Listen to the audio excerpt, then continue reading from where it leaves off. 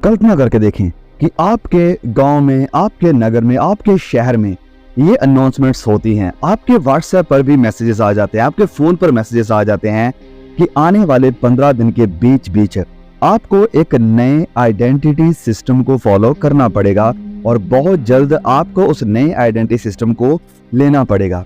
इसके बिना अगर आप इस नए आइडेंटिटी सिस्टम को फॉलो नहीं करते हैं, आप कोई शॉपिंग नहीं कर पाओगे, आप कहीं ट्रैवल नहीं कर पाओगे, आप बैंक अकाउंट्स में ना तो पैसा डिपॉजिट कर पाओगे और ना ही पैसा निकाल पाओगे। और अगर आप एक नौकरी करने वाले इंसान हैं, जॉब पर जाने वाले इंसान हैं, तो आपको सैलरी भी नहीं मिलेगी अगर जब तक कि आप इस नए आइडेंटिटी रूल को या सिस्टम को फॉलो नहीं करते हैं। और एक नॉर्मल इंसान, एक नॉर्मल इंसान के लिए ये कुछ ज़्यादा मुश्किल वाली बात या कुछ ज़्यादा खतरे वाली बात नहीं दिखाई देगी। उन्हें लगेगा कि ये हमारी सिक्योरिटी के लिए है, हमारे फ़ायदे के लिए है, तो वो तुरंत ये नए सिस्टम को, नए आइडेंटिटी सिस्टम को फॉलो करना शुरू कर देंगे। और इसी चीज़ को लेकर आज हम बात करने वाले हैं कि क्यों बहुत सारे लोग मार्क ऑफ द बीस्ट यानी जो पशु की छाप है उसे रिसीव कर लेंगे, उसे ले लेंगे। तो जो बात आती है मार्क ऑफ द बीस्ट यानी पशु की छाप को लेने की, तो बहुत सारे क्रिश्चियंस भी ये बात कहते हैं कि हम तो पशु की उस छाप को कभी नहीं लेंगे। लेकिन क्या होगा अगर मैं आपको कहूं कि ये एंटी क्राइस्ट एक ऐसे सिस्टम को लेकर आए कि वो एक ऐसे जाल को बिछा दे कि जिसके बिना आप कोई ग्रोसरी का सामान नहीं ले पाएंगे, आप ना तो अपनी गाड़ी पर ट्रैवल कर पाएंगे, ना ही किसी पब्लिक ट्रांसपोर्ट के ऊपर ट्रैवल कर पाएंगे। अपने घर की रजिस्ट्रेशन करवाना ये भी आप नहीं कर पाओगे। अपने बच्चों की स्टडी नहीं, ये भी आप नहीं कर पाओगे। तो यहाँ पर फिर ऐसा एक माहौल बन जाएगा कि जहाँ पर लोग मजबूर हो जाएंगे। People will be forced to bow their knee to the Antichrist, कि जहाँ पर उन्हें इस एंटीक्राइस्ट के आगे और उसके सिस्टम के आगे झुकना पड़ेगा। तो इन सब चीज़ों को डिटेल में जानने से पहले मैं चाहता हूँ कि हम इन दो वचनों के ऊपर ध्यान दें। सुने, मत्ती अध्याय 7 वचन 13 और 14 में यूं लिखा है, स्केत फाटक से प्रवेश करो, एंटर ये बाय द नैरो गेट, क्योंकि चौड़ा है वह फाटक और सरल है वह मार्ग जो विनाश की ओर ले जाता है, और बहुत सारे लोग हैं जो उससे प्रवेश करते हैं। क्योंकि सकरा है वह फाटक और कठिन है वह मार्ग जो जीवन को, जो जिंदगी को पहुंचाता है, और बहुत थोड़े ही हैं जो उसे पाते हैं। तो ध्यान दें, यहां पर लिखा कि चौड़ा है वह फाटक और सरल है वह मार्ग जो विनाश की तरफ ले जाए, बहुत सारे हैं जो उससे प्रवेश करते हैं। तो मतलब है कि ज्यादातर लोग वो होंगे जो इस सरल यानी इजी रास्ते को और खुले रास्ते को चुनेंगे। क्योंकि मुश्किल को कौन चाहता है, कठिनाई को कौन चाहता है। Everybody loves an easy life, एक आसान जिंदगी की हर कोई इच्छा रखता है। ओके, तो एक दूसरा वचन आप खोलें मेरे साथ, मत्ती अध्याय 7 वचन 21 से लेकर 23 तक को हम पढ़ेंगे। जो मुझसे हे प्रभु कहता है, उनमें से हर एक स्वर्ग के राज्य में प्रवेश नहीं करेगा, परंतु वही जो मेरे पिता की इच्छा पर चलता है। उस दिन बहुत से लोग मुझसे कहेंगे कि हे प्रभु, क्या हमने तेरे नाम से भविष्यवाणियां नहीं करी, तेरे नाम से दुष्ट आत्माओं को नहीं निकाला, तेरे नाम से बहुत सारे अचंभे के काम नहीं किए? तब मैं उनसे खुलकर कह दूंगा कि मैंने तुमको कभी नहीं जाना। हे कुकर्म करने वालों, मेरे पास से चले जाओ। तो यहाँ इस वचन में भी ध्यान दें, इस वचन में भी लिखा है कि बहुत सारे होंगे, मतलब मेजॉरिटी। यहाँ पर भी मेजॉरिटी की बात हुई, वहां पर भी मेजॉरिटी की बात हुई कि ये बहुत सारे लोग कहेंगे, मेजॉरिटी ऑफ द पीपल कहेंगे कि हे प्रभु। लेकिन प्रभु उन्हें क्या कहेगा कि मेरे पास से चले जाओ, मैंने तुमको कभी नहीं जाना। तो यहाँ पर इन दोनों वचनों में हम इस एक चीज को क्लियर देख रहे हैं कि मेजॉरिटी ऑफ द पीपल, ज्यादातर जो लोग हैं, वो बुराई का चुनाव करेंगे, वो खुले मार्ग का चुनाव करेंगे और उनका अंत विनाश होगा। तो अब इन दो वचनों को ध्यान में रखते हुए चलिए हम अब बात करते हैं मार्क ऑफ द बीस्ट की, यानी पशु के शाप की। अब वचन हमें इस बात के विषय में बताता है कि जब एंटी क्राइस्ट या मसीह विरोधी आता है तो वो एक ऐसा सिस्टम लेकर आएगा, एक ऐसी टेक्नोलॉजी को प्रेजेंट करेगा, लोगों के सामने लेकर आएगा कि जहां पर क्या बूढ़े क्या छोटे, क्या अमीर क्या गरीब, क्या गुलाम क्या आजाद, सबको अपने या तो दाहिने हाथ के ऊपर और या फिर अपने माथे के ऊपर एक सांप को लेना पड़ेगा, एक मोर को लेना पड़ेगा, या अपने आप को इस एंटी क्राइस्ट के सिस्टम के अधीन लेकर आना पड़ेगा, अपने आप को सरेंडर करना पड़ेगा मसीह विरोधी के आगे, उसके सिस्टम के आगे। अब ये जो मसीह विरोधी की शाप है या उसके नाम का जो नंबर है या जो भी है, हम नहीं जानते कि वो कोई डिजिटल चिप होगी या वो कोई सिंपली मार्क होगा या फिर ये कोई बारकोड होगा। वो तो वक्त आने पर हमें पता चलेगा।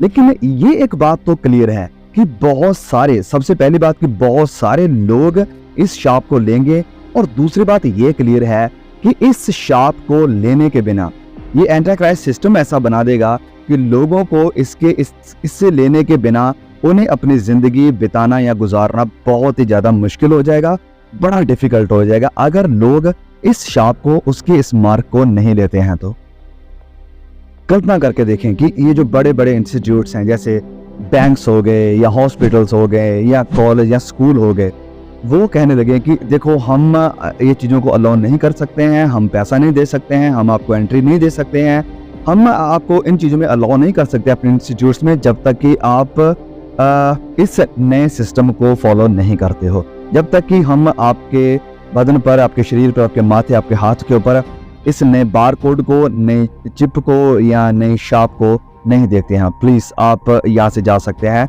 हम आपकी किसी भी तरह से कोई भी मदद नहीं कर सकते हैं। प्लीज़ जाए, उस मार्क को लेकर आए, तभी हम आगे बढ़ पाएंगे।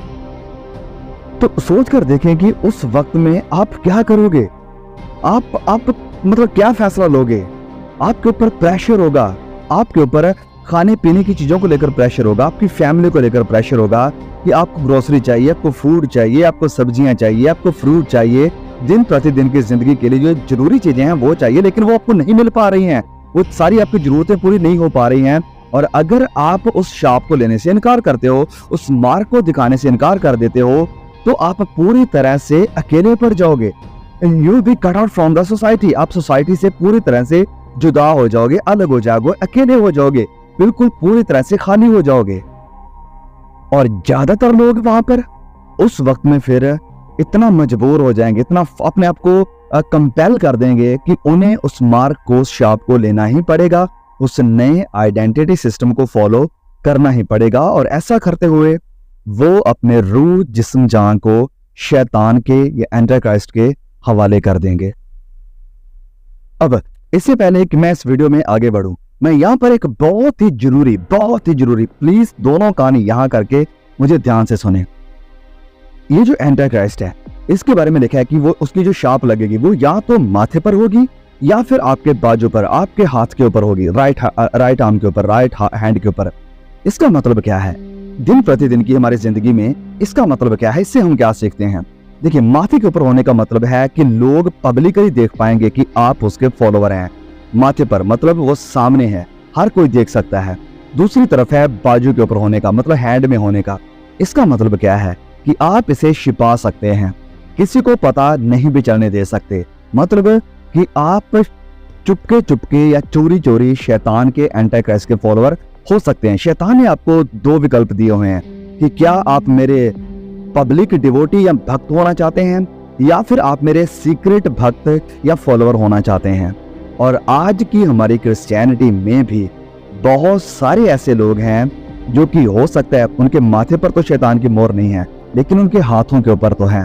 वो हो सकता है पब्लिकली शैतान के फॉलोअर नहीं है, लेकिन वो सीक्रेट में शैतान के फॉलोअर हैं। जब वो अकेले एक रूम में बैठते हैं, जब वो सेपरेट हो जाते हैं चर्च से, जब वो चर्च से बाहर होते हैं, जब वो अपने काम की जगह पर होते हैं, जब वो अपनी वाइफ के साथ अकेले कमरे में होते हैं, तो उनके साथ उनका बिहेवियर कैसा होता है, यहाँ से पता चलता है कि वो असल में किसके फॉलोअर हैं।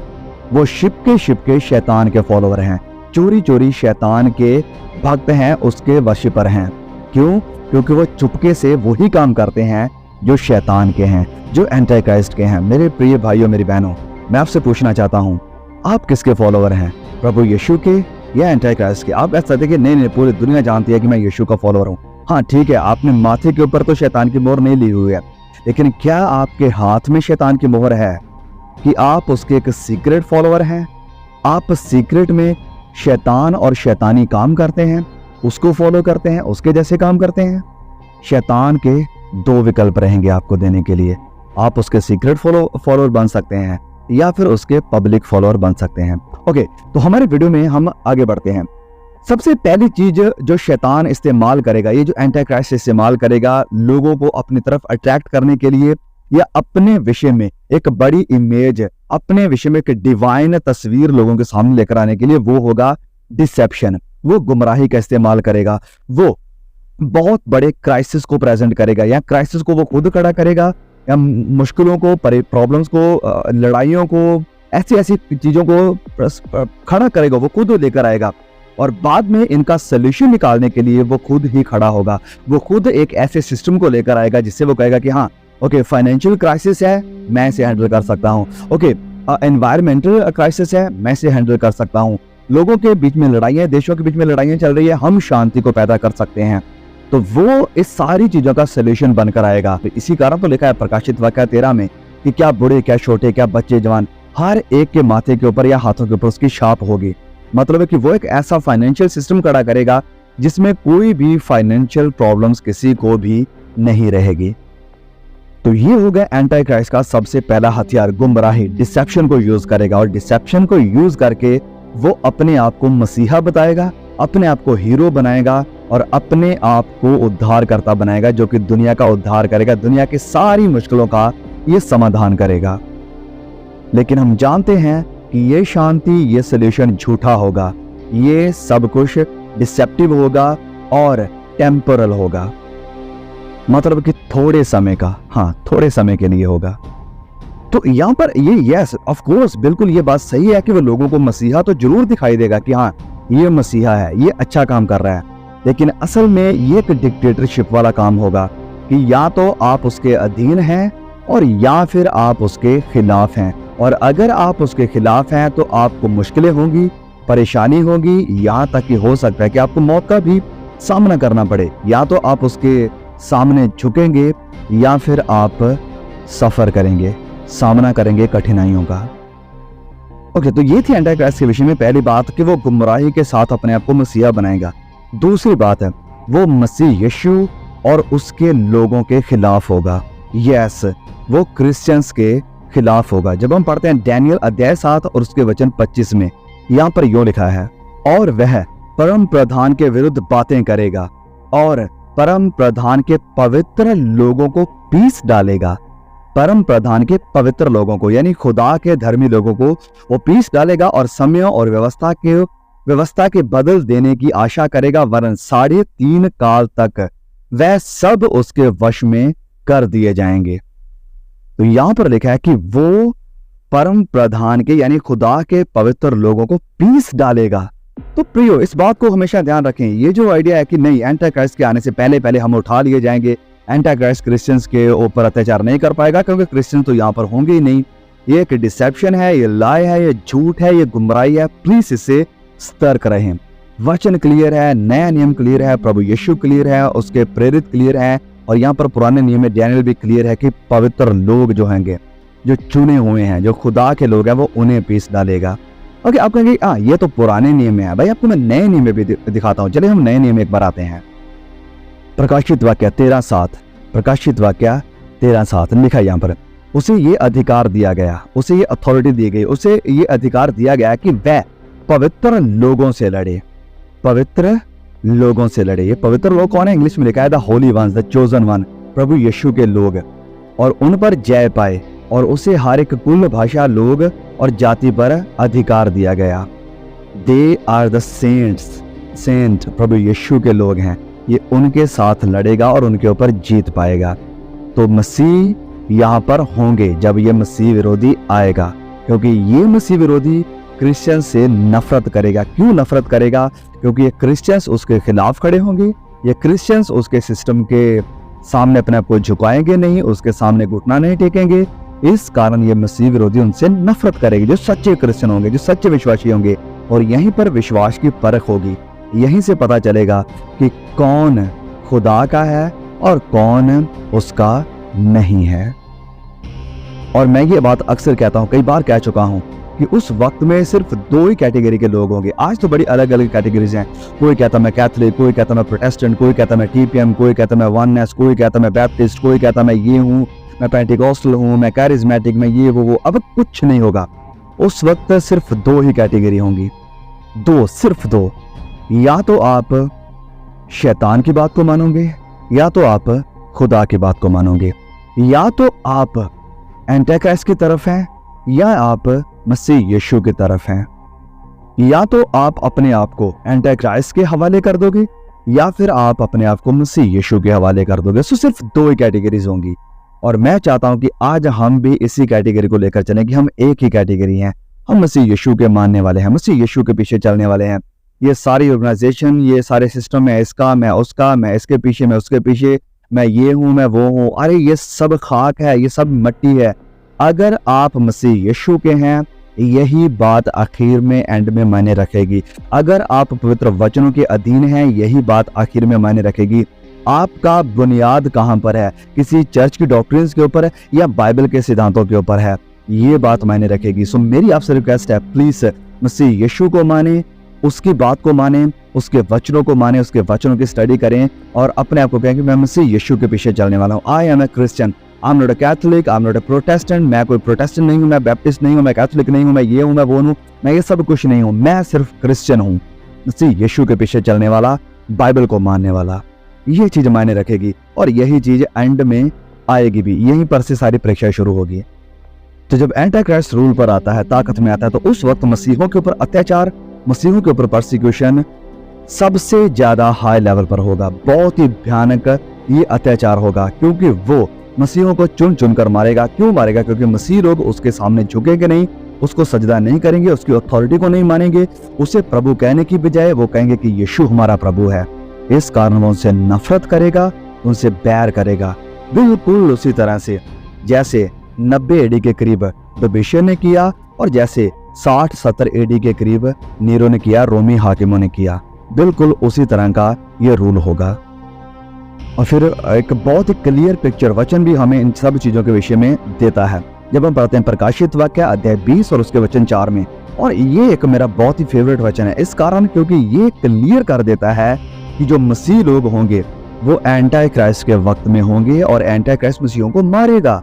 और ये जो मरे हुए लोग होंगे जो एंटी क्राइस्ट के द्वारा मारे जाएंगे, ये भी शामिल होंगे प्रभु यीशु मसीह के 1000 वर्ष के राज्य में। यहाँ पर लिखा है कि फिर मैंने सिंहासन देखे और उन पर लोग बैठे हुए और उनको न्याय करने का अधिकार दिया गया, और उनकी आत्माओं को भी देखा, जिनके सर यीशु की गवाही देने और परमेश्वर के वचन के कारण काटे गए थे। ओके, ये लोग कौन हैं? ये वही हैं जिनके विषय में आगे लिखा है कि जिन्होंने ना उस पशु की ना उसकी मूर्ति की पूजा की थी। इन्होंने ना तो उस पशु की और ना उसकी मूर्ति की पूजा की। तीसरी बात, और ना उसकी शाप अपने माथे पर और ना अपने हाथों पर ली थी। वह जीवित होकर मसीह के साथ 1000 वर्ष तक, 1000 सालों तक राज्य करेंगे। कौन लोग?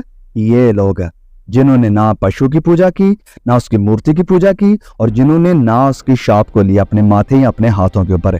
ये मसीह यीशु के साथ 1000 वर्ष तक राज्य करेंगे।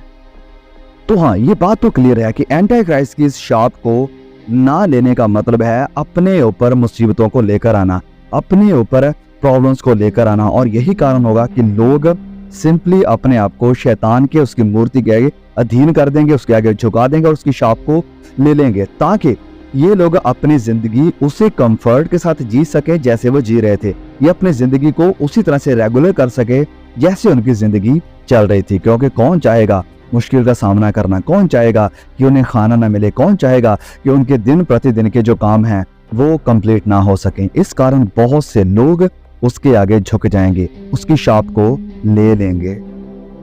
और नॉर्मल लोगों के लिए वो मसीहा होगा। यस, बिल्कुल। सोच कर देखें, कल्पना करके देखें किसी एल्यूजनिस्ट के बारे में या किसी मेंटलिस्ट के बारे में जो जादूगर होते हैं। वो इस तरह से चीजों को हैंडल करते हैं, ऐसे अपना काम करते हैं कि लोग बहुत ज्यादा इंप्रेस हो जाते हैं उनसे। और यही काम है एंटी क्राइस्ट भी करेगा। वो अपने आप को ऐसे दिखाएगा, वो कोई ऐसे बड़े बड़े सींग लगाकर अपने आप को ईवल रूप में लेकर नहीं आएगा। वो डिसेप्शन से काम करेगा, गुमराही से काम करेगा। वो दिखाएगा कुछ और, लेकिन उसके इरादे, उसकी इंटेंशंस कुछ और होंगी। और जिस कारण लोगों को लगा कि ये एक नॉर्मल इंसान है, ये एक नॉर्मल लीडर है, जो कि दुनिया को, लोगों को सही दिशा की तरफ लेकर जा रहा है, जो कि हमारे पूरे समाज को, हमारी पूरी दुनिया को एक अच्छा रास्ता दिखाने की कोशिश कर रहा है, दुनिया के लिए एक सॉल्यूशन बनकर आया है। इस कारण लोग उससे इम्प्रेस होंगे, लोग उससे इम्प्रेस होकर उसके पीछे चलेंगे, उसके भक्त बनेंगे, उसको फॉलो करेंगे। जस्ट फॉर एग्जाम्पल, जैसे हिटलर आया था, हिटलर ने अपने जर्मनी के लोगों को कन्विंस किया कि वो उनका मसीहा है, वो उनको बचाना चाहता है, हमारे कल्चर को बचाना चाहता है, वो हमारी भाषा को बचाना चाहता है, लोगों के स्टेटस को इम्प्रूव करना चाहता है। और यही कारण था कि बहुत सारे जर्मन्स उसके पीछे लगे, उसकी गुमराही का शिकार हुए, जिसका रिजल्ट क्या निकला? डेवस्टेशन, बर्बादी, जिसका रिजल्ट ये निकला कि दूसरा विश्व युद्ध हो गया। कारण डिसेप्शन था। इसी तरह से ये जो एंटी क्राइस्ट होगा, ये कैरिज्मेटिक एक बड़ा लीडर होगा, जिसकी बातों के पीछे लोग लगेंगे। वो सिंपली कोई फूल नहीं होगा कि जिसके पीछे लोग अंधाधुंध लगेंगे, नहीं, वो कन्विंस करेगा लोगों को, वो इम्प्रेस करेगा लोगों को, वो खींचेगा अपनी तरफ लोगों को, और लोग उसकी तरफ खींचे चले जाएंगे, because he will be a great personality. वो सच में एक बड़ी महान शख्सियत होगा। लेकिन एंटी क्राइस्ट के विषय में ये भी एक बात है कि वो हारेगा, वो मरेगा, उसे खत्म कर दिया जाएगा। यस, और ये हमारे लिए तसल्ली की बात है। जो क्रिश्चियन है, जो बाइबल को जानता है, जो वचनों को जानता है, जो एंड टाइम की बातों को जानता है, वो ही इन सब चीजों को समझ पाएगा। लेकिन जो कि नॉर्मल इंसान है, वो नहीं। हम जानते हैं कि वो सिर्फ रूल ही करता नहीं रहेगा, उसका एंड खुद खुदावंद से यीशु करेंगे। जब हम पढ़ते हैं प्रकाशित वाक्य अध्याय 19 और उसके वचन 20 में, प्रकाशित वाक्य 19 और उसके वचन 20 में एंटी क्राइस्ट के विषय में यूं लिखा है कि उसका एंड क्या होगा। सुने, और वह पशु और उसके साथ वह झूठा भविष्यवक्ता, वह पशु यानी द बीस्ट, वही मॉन्स्टर एंटी क्राइस्ट, लिखा है कि वह पशु और उसके साथ जो झूठा भविष्यवक्ता होगा वह पकड़ा गया, जिसने उसके सामने ऐसे चिन्ह दिखाए थे कि जिनके द्वारा जिनके द्वारा उसने उनको भरमाया यानी डिसीव किया, गुमराह किया, जिन पर उस पशु की शाप थी और जो उसकी मूर्ति की पूजा करते थे। ये दोनों कौन? एंटी क्राइस्ट और उसके साथ ये फॉल्स प्रॉफिट, जो झूठा भविष्यवक्ता होगा। ये दोनों जीते जी आग की झील में जो गंधक से जलती है डाले जाएंगे। इनका अंत विनाश होगा। थोड़ी देर के लिए तो ये चमकेगा, थोड़ी देर के लिए तो बादशाहत करेगा, और उसका समय ऑलरेडी बताया गया। हमें दानियल में पढ़कर आए हैं, प्रकाशित वाक्य में भी लिखा है कि 3.5 साल का उसे समय दिया गया है। ये उसका एक निर्धारित समय है, उसको दिया हुआ टाइम है। उस टाइम के बाद उसका एंड ये होगा कि उन्हें जीवते जिंदा आग की झील में डाल दिया जाएगा। सिर्फ उसे ही नहीं, वरन उन सब को जो उसकी मूर्ति के आगे झुकेंगे, जो उसकी शाप को लेंगे, जो उसे सजदा करेंगे, वो सब इसके साथ आग की झील में डाल दिए जाएंगे। तो शैतान थोड़ी देर के लिए तो चमकेगा, लेकिन उसका अंत होगा न्याय, विनाश। शैतान थोड़ी देर के लिए तो पावरफुल दिखाई देगा, लेकिन सर्वशक्तिमान, the most powerful is our Lord Jesus Christ.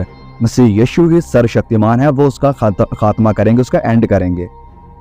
ये जो एंटी क्राइस्ट है, थोड़ी देर के लिए तो दिखाई देगा कि सारे सॉल्यूशन इसी के हाथ में है, सारी ताकत इसी के कंट्रोल में है, सब कुछ इसी के अधिकार में है। लेकिन नहीं, एंड में ये साबित हो जाएगा जब इसका विनाश होगा, जब इसका न्याय होगा कि नहीं, सारे अधिकार, सारी ताकत, सारा फाइनल सॉल्यूशन, फाइनल दुनिया की शांति, सब कुछ मसीह यीशु के हाथ में था, उसी के हाथ में है।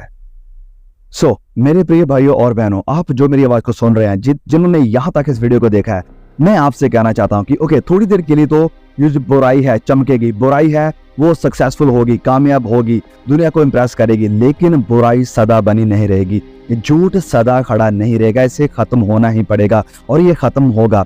लेकिन मेरी आपसे रिक्वेस्ट है कि जब वो वक्त आता है, जब आपके सामने ये परीक्षा आती है, जब आपको भी शद्रक, मिशक, अबदनगो की तरह खड़ा होना पड़ता है आग के सामने, डरे ना, घबराए ना, क्योंकि वो मसीह जो आपके साथ है वो इन सारी ताकतों से बड़ा है। क्योंकि वचन में लिखा है कि वो जो आपके अंदर है वो उससे बड़ा है जो संसार में है। यस, पवित्र आत्मा जो हमारे अंदर है वो पावरफुल है, वो सर्वशक्तिमान है, उसके कंट्रोल में सारी ताकतें हैं। आप डरे ना, आप घबराना मत। हो सकता है आप अगर डर जाएं, उसके सामने सजदा कर दें, अपने आप को उसके अधीन कर दें, उसकी शाप को ले लें, क्या पता जिस वक्त आप वहां से निकलें आपका एक्सीडेंट हो जाए, आप मर जाएं। मौत का कोई भी भरोसा नहीं है, लेकिन अगर आप मौत को गले लगा लेते हो, अगर आप उस शाप को नहीं लेते हुए मौत को गले लगा लेते हो, तो आपके पास अनंत जिंदगी है। वचन में लिखा है, प्रभु यीशु कहते हैं he who gives his life for me shell find it, कि जो मेरे लिए अपने प्राण को खो देगा वो इसे पाएगा, वो हमेशा की जिंदगी को पाएगा। और दूसरी बात मैं यहाँ पर यह भी कहना चाहता हूँ कि यस हाँ, वो वक्त तो आएगा ही जब एंटी क्राइस्ट की मोहर लोगों के माथे के ऊपर, लोगों के हाथों के ऊपर लगेगी, लेकिन अभी भी वो मोहर लगा रहा है। अभी भी उसने ऐसे लोगों को छोड़ रखा है जो कि पब्लिकली उसके पीछे चलते हैं, उसके फॉलोवर हैं, और अभी भी कुछ ऐसे लोग भी हैं जो सीक्रेट में उसके फॉलोवर हैं। प्लीज मेरे प्रिय भाइयों और बहनों, हो सकता है पब्लिकली आपकी इमेज बहुत अच्छी हो, लेकिन सीक्रेट में आप शैतान के, एंटी क्राइस्ट के फॉलोवर हैं। अगर आप ऐसे हैं, आज वक्त है, आज समय है कि आप अपने सारे गुनाहों से पश्चाताप करें और खुलेआम, चाहे वो आप पब्लिक में हैं, चाहे आप सीक्रेट में हैं, हमेशा प्रभु यीशु को अपना उद्धारकर्ता, अपना मसीहा कबूल करके माने। हमेशा प्रभु यीशु की गवाही दें कि नहीं, मैं पवित्र होने के लिए बुलाया गया हूँ, मैं धर्मी होने के लिए बुलाया गया हूँ, मैं मसीह का बच्चा हूँ, मैं मसीह की बच्ची हूँ। प्रभु यीशु मेरे साथ है। जब मैं अकेला अपने रूम में हूँ, अकेला अपने ब्लैंकेट में हूँ, प्रभु यीशु मेरे साथ है, उसका आत्मा मेरे साथ है। मैं उससे प्यार करता हूँ, मैं उसके खिलाफ गुनाह नहीं कर सकता हूँ। मैं पवित्र होना चाहता हूँ जैसे वो भी पवित्र है, ताकि मैं ये सब शब्द सुन सकूं जब मैं उसके सामने जाकर खड़ा हूं कि well done good and faithful servant. मैं ये सुनना चाहता हूं, अपने कानों से ये सुनना चाहता हूं। सो प्रियो, इस वीडियो को और भी भाई बहनों तक जरूर शेयर करें, सब तक इस मैसेज को पहुंचा दें, क्योंकि हम नहीं जानते कि कब ये घड़ी, ये परीक्षा सबके ऊपर आएगी। लेकिन अगर उन्होंने इस मैसेज को सुना होगा, देखा होगा, तो क्या पता वो खुदा के लिए खड़े रहें, क्या पता उनके मन में ये कन्विक्शन आए कि नहीं, मुझे प्रभु के लिए खड़े रहना है, मुझे चाहे मौत का भी सामना करना पड़े, लेकिन मैं प्रभु का इनकार नहीं करूंगा। God bless you all, see you again.